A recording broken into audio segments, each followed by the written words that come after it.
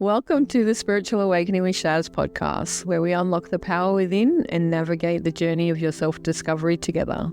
I'm Shaz Sini, your spiritual mentor and life coach, here to help you tap into your inner guidance system and manifest your best life. Whether you're just beginning your spiritual journey or looking to deepen your practice, this podcast offers insights, techniques, and inspiration to elevate your consciousness and transform your reality. Get ready to shine your light and embrace your true potential. Remember, the answers are inside you. Let me be your guide on earth.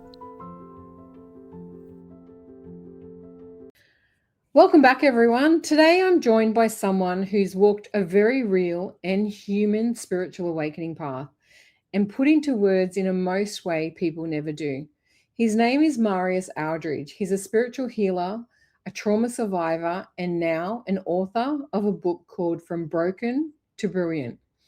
We're going to talk about his awakening, his healing, and his writing process, and the message that he wants you all to hear. Welcome, Marius. Thank you for joining me. I truly appreciate this time and effort because you're over in England, right? And there's a big time difference between you and me. Yes, well, thank you for having me. And yes, it's early in the morning. It's just gone 7 o'clock, but yeah, I'm here. I love that. 6:15 here in Australia, so either Okay, end of the day, yes. all good. Yeah. For anyone that's not met you before, can you just give us a little intro? Tell me who you are and how you ended up coming to write this beautiful book. Well, I am a recovering people pleaser, and I'm also a trauma survivor. Um, that just taken all the bad stuff that happened to me in the past, and I've literally alchemized that into positivity, and then obviously in service of others as well. And that's my favorite bit because we are supposed to be in service of others, and basically put the ego aside and just realizing that we are all connected and we're supposed to help each other. And that's who I am. I'm here to help and serve others. I love that because that's exactly how I see it too. Everything that I've Yeah, ever been through has led me here so that I can make it easier for the next person. So absolutely. before all your healing work, who were you? What was life like before this book and your healing journey and your spiritual awakening? Um, well, for a start, I was a workaholic, just work, work, work. But I think it's because I tried to avoid actual trauma and dealing with it. And it's only during a stage in my life where I was like mental. I call it in my book. I call it the mental health struggles. That I was suicidal. I literally wanted to exit. I had enough. I was crippled with anxiety, depression, complex PTSD, eating disorder. I think I've got 5 mental health diagnoses, and they just keep stacking up, stacking up. And then, and then one day I just realized no one is going to come and save me. I need to do this myself. I had the right support. I made sure that my external foundations was really solid, and I'm talking about relationships, and so ones that was solid. I was able to go within and actually address all the trauma. Yes, and dealing with that, and then obviously I had so many healing modalities that I dipped my toes in. So it's not just one thing; it's an accumulation of lots and lots of things where I am today. Because it's like I say, I'm from broken to brilliant. Is the healing path is not linear; it zigzags, and sometimes you go up and then you go down. But yeah, as long as you move forward, you're on the right path. For sure. And Yeah. I love that about you because I had a similar thing in my life when I lost my business and broke down. I remember watching this video by a beautiful lady called Lisa Nichols. And one of the catchphrases from that video was, "You are your own rescue. No one's coming to save you." Yes. To Oh, you see just gave me chills. just to see other people feel that same way, Yeah, you have to save you. No, the only person that can do the work is you. And I love that absolutely. message, Marius. It speaks to my heart because it changed my life, right? That Yeah. quote shocked me to my core, but it was the biggest wake up call of I've been told that I was strong and I could get through this and I could do that. well, I didn't want to be strong. I just wanted to tell the world to fuck off and get out of here. Yeah, Changed everything of, yes, you are your own rescue. You're the only one that can fix it, make a better choice, and yeah, demand better. And my yeah. God, can it be better? So I wish I knew what I knew now, because yeah, because I always say to people, be kind and be gentle with yourself. You're only human, and there's no right, there's no wrong, there's only lessons.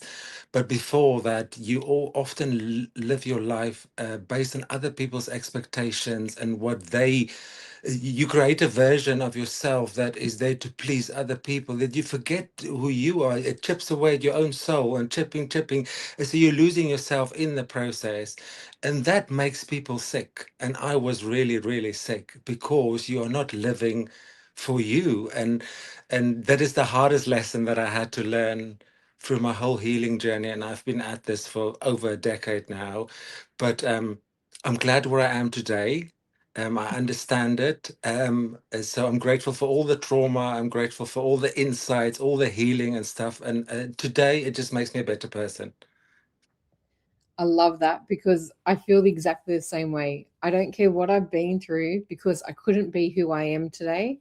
And I learned Yeah, to love that. I learned to embrace that. And it makes life just beautiful.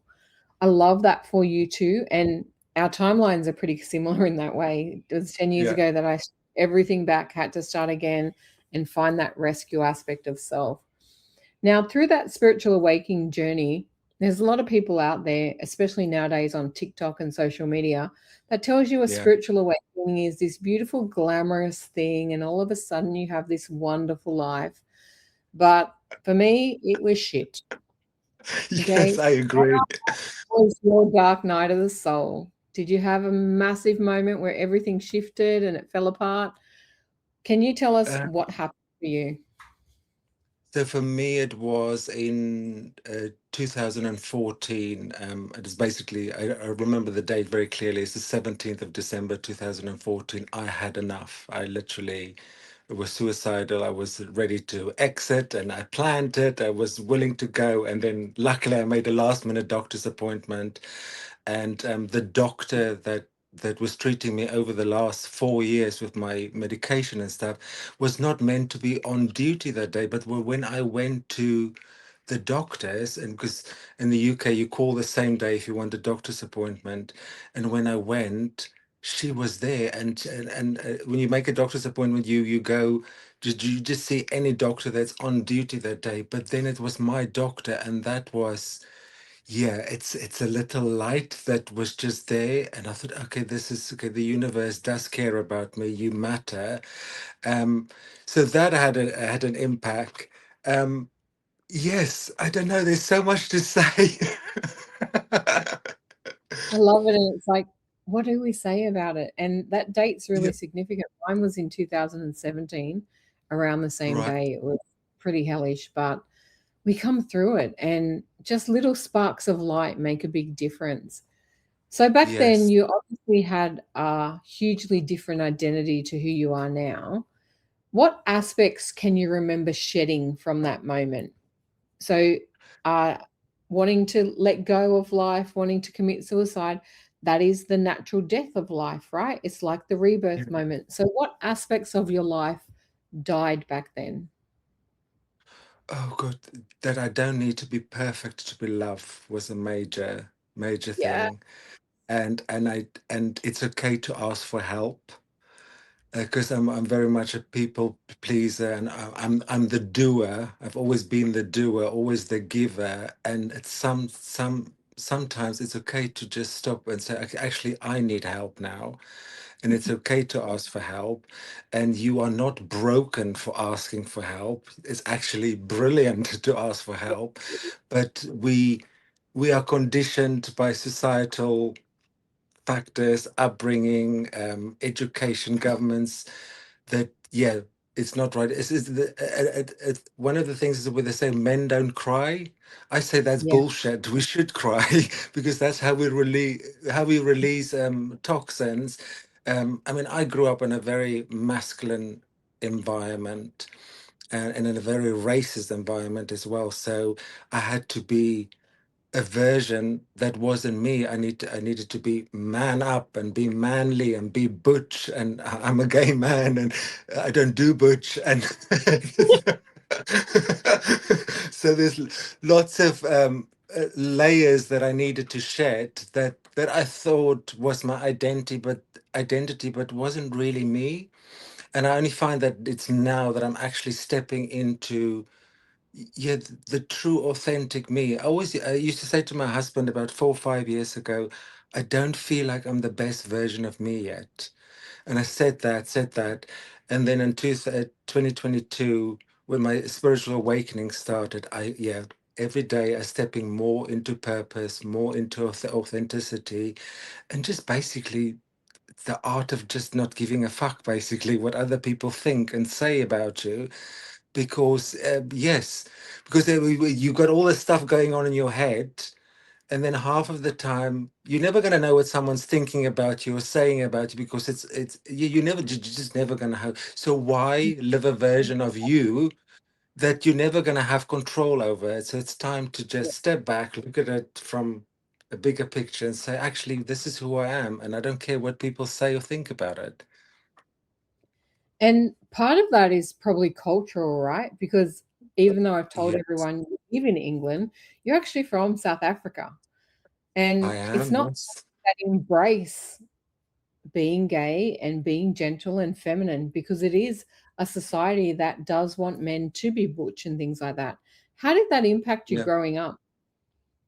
Oh gosh, that was tough. I mean, it was very masculine. In South Africa, they're very religious. They're Christians, and I grew up in an Afrikaner household, but also an Afrikaner society and a community. So it's very much. Only way I can describe it, like I describe it in my book, it's like Texas. It's very conservative. It's very manly. It's all about guns and Bibles, and I was this soft, innocent little boy, and then yeah, I was conditioned by the church, my parents, obviously the community school, and yeah, it was just awful. I mean, I was always used to say, "Oh, if someone asked me how was your childhood, I would say it's great." But now, as a healed version, it was actually shit. There's no Yeah. other way to say it. It is just it has been awful, and then obviously I suppressed all of this stuff that Mhm. went on, and it literally came and bite me in the ass when I was in my mid 30s. And that's when the mental health struggle started. And because I suppressed it so deeply. And then obviously we all know that the body keeps the score. And it was literally leaking out of my body. Um, Yeah. yeah, well, It's yeah, hard work and like, I know so many people like it that have been through it, and one of the things that I read or heard recently, I probably heard it on TikTok or something, but it was a very interesting statement that just sank home for me. And as you said, you're a recovering people pleaser and very independent, and asking for help is so unusual for us. yeah, And that's simply the statement that independence is born from survival mode. When oh we're in God, survival mode and doing everything that we can to get by, we have to be independent because we don't yeah, have capacity, people, or support to even consider asking for help for. So then when you need it, it's your body's already in survival mode. It can't think to go and say, I need assistance. It doesn't work that yeah. way. Yeah, you're spot on, and it was really hard for me. But I mean, during my worst time, I must say I had good support around me, and obviously, by this stage, I've surrounded myself with people that love and care for me. So it was much more easier to put your hands up and say, actually, no, I need help, because I couldn't have done it with those external factors in my life. And it's like I write in From Broken to Brilliant, it's like I know the trauma happened, but it doesn't matter what place, person or situation, there was always a flicker of light in the background. And Always. that is what I focused on, and that is the message of my book, is where there is light there can't be darkness. Absolutely. Yeah. Now, during that period of the breakdown and the discovery of who you are and your spiritual awakening, who supported you through it? Did you have any great mentors or teachers? And what healing practices or rituals or Oh. just modalities supported you through that period? Well, there was a period that I couldn't leave the house for a year because of the severe anxiety and depression. So, and Wow. yeah, was really tough. And I was off work for 2 years, on and off, on and off, and then get better, then go back to work, and then I relapse again. And then I remember ordering a DVD called Yoga for Anxiety and Depression. So that's all I could manage for a whole year while still not be able to leave the house. And once I've mastered that, and this is before I knew that yoga was a spiritual practice for mind, body, and soul.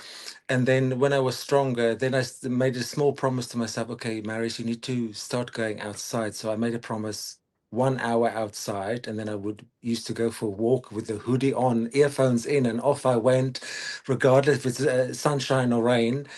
So I did that, but it was all slow and steady, and this is what I want people to know as well. There's no time frame for healing. You need to do it in your own time, and what works for you. And then obviously in the meantime, I was on all this pharmaceutical medication, which I absolutely hated. But then the change for me was seeing a little poster in a car park while going shopping, advertising mindfulness. And up until then, I mean, I was in my late 30s by then. I've never heard the word mindfulness. I thought, okay, this. But what drew me to the poster was this purple butterfly, and then I got in touch with this lady called Susie Ashley, and then I went onto this course, and it was just absolutely mind blowing. And I loved the course so much that I did mindfulness twice. And this is cognitive behavioral therapy, but on a mindfulness base. And that eventually replaced all my pharmaceutical drugs. So I became a loyal meditator, and it literally shifted everything for me. But then I started learning things about myself, Mm. like going within, and I was all calm. And then yeah, and then what else? And the spiritual response therapy only came later after my actual awakening when I went to Auschwitz in Poland. Grant and I went on a weekend away, and that is what literally shifted everything because obviously I saw what yeah, how can I say this? Because obviously it was racism to the extreme, and I came from a country where racism was so prominent.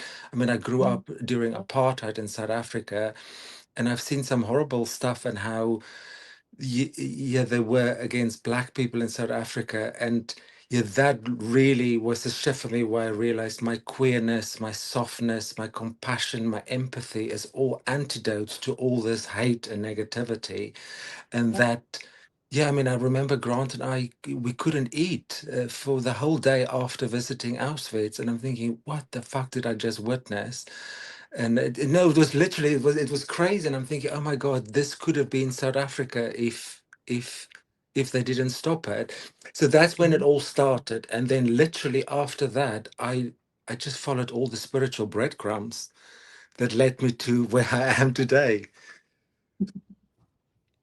I love that. And it's different for everyone. What are those big catalyst moments like that trip to Auschwitz would be a big thing for you? Some people, it's Yeah. different locations that activate them or different experiences. And I've not been there before, but you can imagine what it would feel like and the energy that's there. Oh, It's the same as there's tragedy in many places around the world. And I know when you hit those spots, wow, what it does to the physical body and the connection yeah, is yeah. You give out me of this chills as yeah, you give me chills as you were saying that because that's exactly world. how I felt. I mean, we entered into complete silence. No one told you to do it. It's just there's this feeling that comes over you. I mean, you're literally walking in, and then you're walking out as a witness. But as a spiritual awakened person now, I couldn't help but feel like I've been there before. Oh, yeah. So I don't know whether there's some past life stuff going on as well, but it was literally profound. And then after that, yeah, nothing has been the same. Yeah, and that to me happens, and certain locations do it, certain events do it, certain meetings of certain Yeah. people do it. It's different, but I love that, and thank you for sharing that depth of Thank you. feeling in that emotion. It's beautiful. So at what point did your book enter the picture? When did you know that this story had to be written? Oh wow. I never planned to be an author. This literally it was I'm just gonna say it, my whole book from broken to brilliant, let me lift it up. um Beautiful. was channeled through spirit because I went on a yoga base psychedelic deep dive retreat in Exmoor National Park, and something profound happened with me there, and I had an encounter with Jesus Christ where um, I went to seek Christ consciousness, and I went on a journey before, and in the journey before, there was two realizations. Is like you don't need to be perfect to be loved, and the other one was um, whatever happened to me as a child wasn't my fault. And then I went onto the retreat in the hope that I will gain a Christ consciousness for my spiritual work. And then I had this encounter with Jesus Christ where he squished my face like this, and he said to me, "You don't need Christ." Yes, like literally, it's so profound, and he had the most beautiful eyes. And he just said to me, he said, "You don't need Christ consciousness. You are Christ consciousness." And then after that, it is as if my whole life flashed in front of me. Everything makes sense. Even the imperfections were perfectly perfect, and it was like I was standing out looking at my whole life as the bigger picture, and I'm thinking, okay, that needed to happen, that needed to happen, that needed to happen. But what is, and I get goosebumps when I talk about this, I literally felt so connected to everything and everyone, nature, the people there, even now. And then I realize, yes, this is like an ego death, because Christ consciousness basically is love over ego. And that's where I do all my energy work from. It's, yeah, I love that. That is beautiful. And I've talked to a few people that have had those amazing instances and visits from Jesus, and the love that you feel when you hear someone's truth in that. I get this yeah. tingle down the whole side Oh, of my body of like and coming to yes. the top of the head, and this Yeah. it's blissful, like it's amazing. And he does have the most amazing eyes, like they're just Yeah. bottomless, like they're fascinating. Yeah. That is Yeah, but so I'm the same. gorgeous. Yeah, I'm the same as you. It's like I know when spirit is working, I get this tingling down my neck and my spine, and it goes all down my spine. But so I never planned to write a book, but 4 days after the retreat, I started writing, and something happened. It's like almost like the creative mind was unlocked, and then I started writing, and my whole book was written on my phone. I mean, bless Grant, he was so patient because I was sitting next to him on the sofa, writing the whole book on my. But it was like the words just came out and out, and even now I read my book, and I'm thinking, this is not me, and it's the way I've written it and spoken. I'm thinking, this is not the way I talk. Um, Yeah. but yeah, so I believe, and I'm convinced, and I know this to be the truth, that the whole message and the whole book is channeled through spirit, and it just needed to come out because the message of my book is where there is light, there can't be darkness. Yeah. And I love that because I'm in the process of writing a book as well, and they'll start with things. Amazing. I've jotted it down, right? So I wrote down structures of it, and I've been using my chat GPT just to help me like structure it and get the Right. thoughts Okay. on. And then I go, once I have the structure, I go channel and write it. And then I'm telling my friends about it. And as I tell them the details of the occasions of where I met the angels and where I interacted with them become more. And so from that, I get all the filler. So I just jotted down the points of what it was because I Good. had so much to remember. And then the more I talk about it, oh, this is that one about this angel. Like I was talking about Archangel Azrael and an encounter of where he came to collect a soul. And I seen the gateway of heaven open and he stepped through. It was beautiful, Marius. It was just phenomenal. And I was only 20 something. Amazing. And I wasn't even fully connected like I am now. Yeah. And it changed me viscerally. And I was telling my friend Sarah about it the other day, and she goes, "Oh my God, I got chills looking at it." And to watch this old lady who just passed because she was lost in the hallway, Yeah. when I told her to turn around and look at it, and her husband stepped behind the angel, and to watch her run to him. Oh Oh my my God, goodness. You I give to me laugh. chills. I love this. He ran into his arms. It was picture perfect. I couldn't have described the heavenly meeting of souls better. It was That's so amazing. beautiful. And That's I amazing. haven't really got all the details down on paper, but I will. And I can't wait to share that with the world because some of Oh, my interactions with them have been phenomenal. And I'm quite private too. I don't like to share all these things that happen yeah. because, quite frankly, I think the world's going to think I'm a fruitcake, but so be it. They're getting out there one day soon. That makes two of us. That's okay. We can be I, fruitcakes together. I know. It's time the rest of the world knows it too. How funny. Oh, brilliant. And when you channel it, the good part is you're doing it. And I know because I channel type, right? So I type on my laptop, Mm. I get in there, and you come back and you read Yeah. it, you're like, I wrote that? Yeah. How Yeah. beautiful Yeah. is That's exactly that? it. It's like poetic. It's beautiful the way it flows. It's like, Yeah. wow, I'm better than I thought some days. But you know that it is pure channel. It's glorious. Like, Yeah. yeah.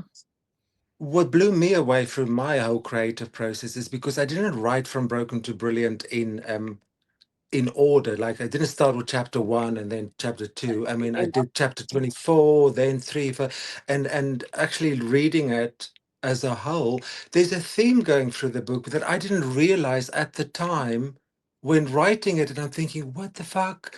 This is like nuts. And then I would mention some stuff in previous chapters that come to full conclusion at the later chapters, and I'm thinking, what on earth? But it's just, I just think a spirit planned it exactly this way, so it's meant to be. I love it. And I'm really looking forward to downloading and reading it for myself. I've now got a book collection from all these people I'm interviewing and books that I need to Oh read. yes, And of I'm course. so for someone who's going to pick up your book, right? So someone that's going to come along and go, I want that. What are they really holding? What is the message, or what do you hope that they walk away from after reading this book?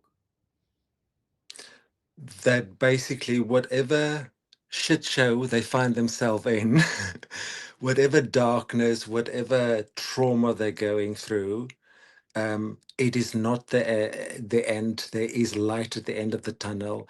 Um, I there's a chapter in there called "The Fireflies Knew," and I had this amazing experience of nature where we got stuck in the rain and it was dark, and we had to abandon the truck and then walk to the farm, and it was pitch black and it was muddy, and we were walking in the rain and the mud and stuff, and as we turned the corner.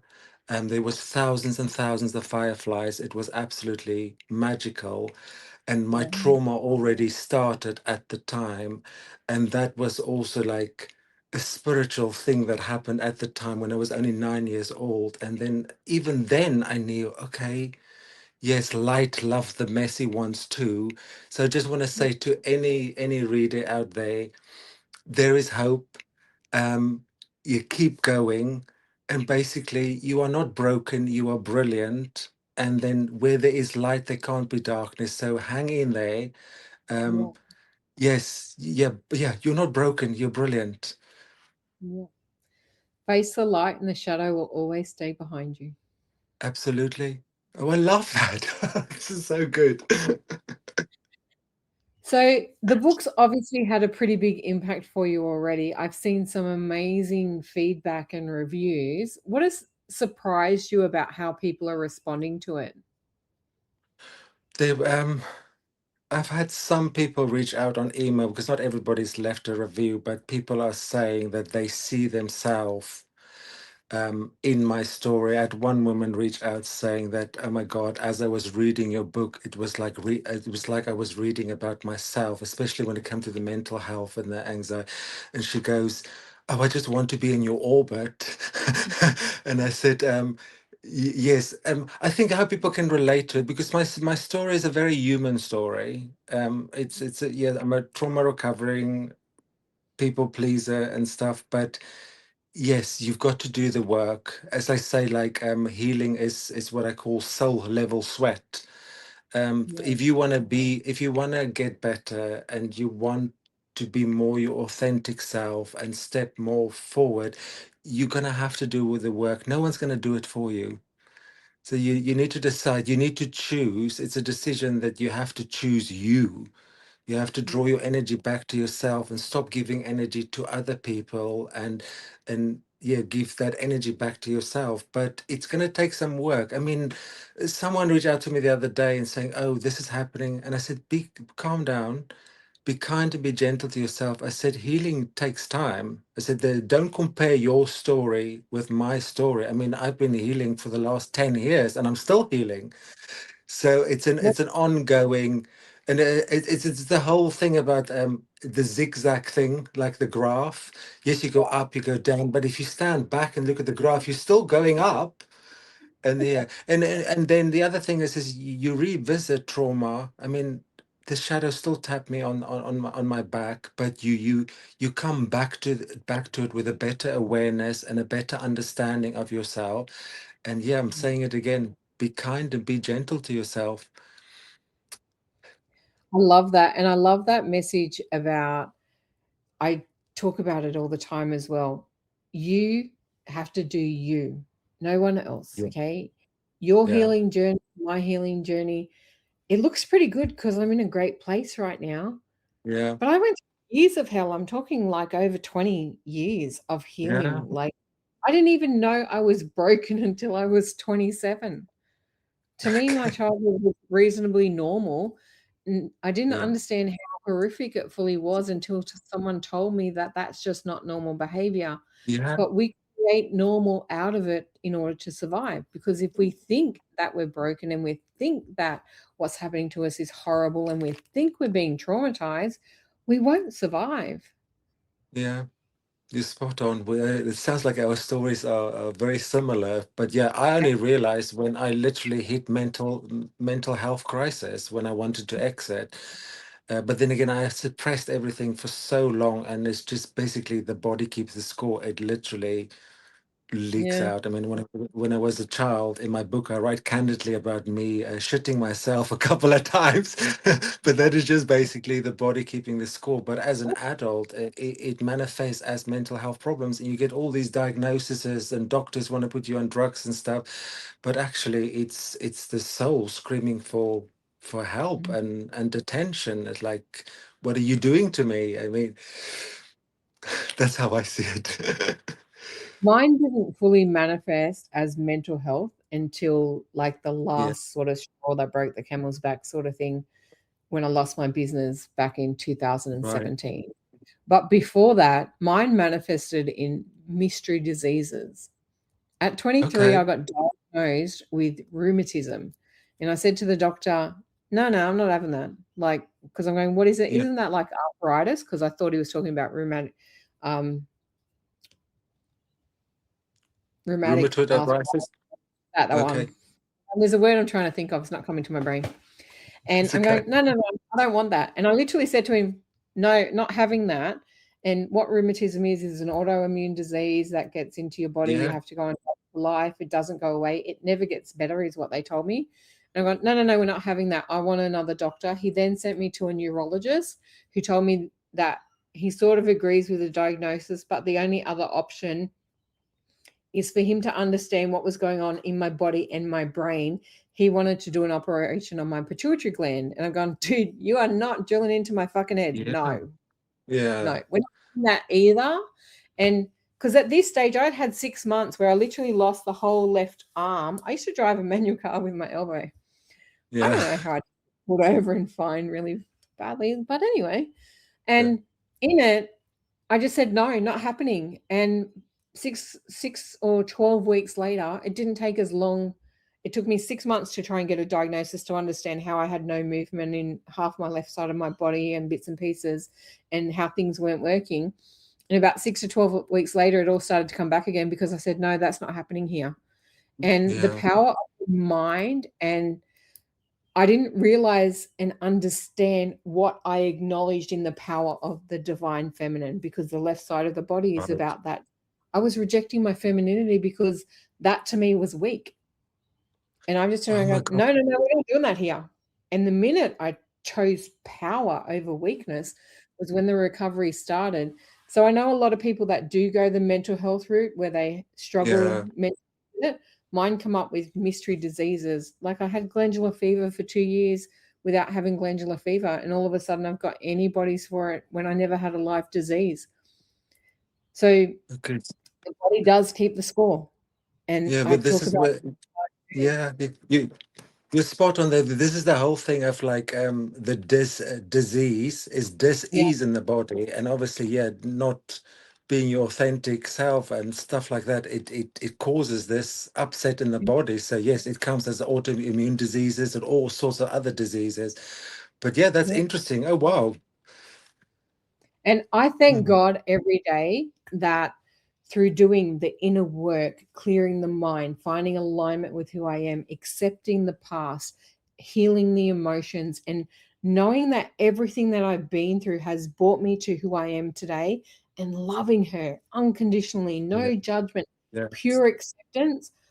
I'm healthy as an ox, and I thank God for that every single fucking day, Marius. Like, you have no idea. I have yes, had health things up and down. I've had mystery yeah. illnesses in my life. I was in hospital every 3 to 4 years for 20 years. Like, I had Oh my appendicitis for 10 years, God. to figure out what went wrong. And it's all after I started getting better, I'm great. Like, I had a fall the other day. I Yes. tripped over bushwalking. I fell on some rocks. And all I could think is, oh, oh well, I didn't break anything. Whereas normally that would have sent me in a spiral of the world's Yeah, against me, tipping me over and all this bullshit. But when yeah, you find yourself and you know, yeah, bad shit happens, and I can take it down the rabbit hole and go on a spiral of shit, or I can go, you know what? Well, it yeah. didn't really hurt. I've got a bruise. I'm going to be stiff and sore for a couple of weeks. I just have to slow things down, and I can get better from here, and I can make this work for me, not against me. Oh, you explaining what my message is. There's no right, there's no wrong, there's only lessons. But you And I, said something before. You mentioned something before about the feminine side, but that's where the whole duality comes in, and that's something that I had to come to terms with as well. That life has the positive and the negatives, and the yeah, ups and downs, and this is why I make reference to, like, the Bible says God created Adam and Eve, and if you think Adam, a yeah, male, and then yes, so so in life or in consciousness in itself, there should be the positive, the negative, the up, the down, but it's also something that I've only just come to understand and realize doing my spiritual work, and yeah, duality is so important, and that you have to accept that that is part of yeah. you and part of life and part of consciousness and part of moving forward, that there is the, yeah, the plus and the minus. Yeah, because in the survival mode aspect, I had to live too much in my masculine side in order Yeah, to get. So I had to learn how to embrace the inner woman, to be more feminine, to be that bit softer, to not be as rude and blunt as I was. And that rudeness and bluntness and arrogance was a defense mechanism to protect yeah, myself from being. yeah. I can Took relate a to while. all of that. But you're there now. So here we are, awakened souls. How beautiful life is, isn't it? Yes. Now that this beautiful book is out in the world, what's next for you? What are you doing now with the book? Is it part of your business? Is it part of your life? What's going on with it now? So one of the reasons I've written From Broken to Brilliant is in the hope that people, I want to spread the message of spiritual response therapy, because I opened the book with this chapter of how profound it was for me and the healing it gave me, that I was like, I mean, I was completely gobsmacked. I thought, what is this? I've never heard of energy healing before. And then my first session with my mentor Maria was profound. I mean, it was all inner child stuff that happened, and it was, I mean, the stuff that happened to me in that session, from shaking to crying to sobbing to collapsing, you name it, everything happened. But then when I walked out of there, I felt as light as a feather, and I felt like a child again, and I couldn't stop giggling. And Love. I want to spread the word that, yeah, healing is possible. But one of the reasons I wrote the book is that I'm hoping that my book will lead more clients to me. So, because SRT is so profound and it's such an amazing healing modality, that I just want to stand on the rooftops and shout it to everybody, because it's not very familiar. I mean, it's not a lot of people know about it. I mean, it was a system that was created by Robert Detzler, an American, and then he was a minister, and then he left the church. Because obviously the church condemned him because he was using a pendulum and it was like witchcraft and stuff like that. And he went, "Oh fuck it, I'm doing my own thing now," and off he went, and he created this amazing system, and it is so good. But I've learned so much about myself, and every time I do a clearing for someone else, I learn more about the system. Yeah, I just want to, yeah, let people know about spiritual response therapy, how healing it can be, how transformative it can be.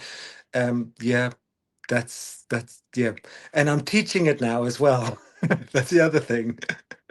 I love that. Yeah. Student becomes the master teacher. And Yes. my energy healing, I started with Reiki back in 2008, and it was profound for me. It was after I'd miscarried my twins, and it really brought me back to life.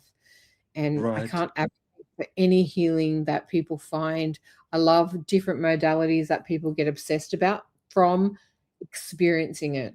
Like, I love the Yes. person that goes and has it and then decides they have to come and give it to other people because of their experience. So thank you for Yes. sharing that with.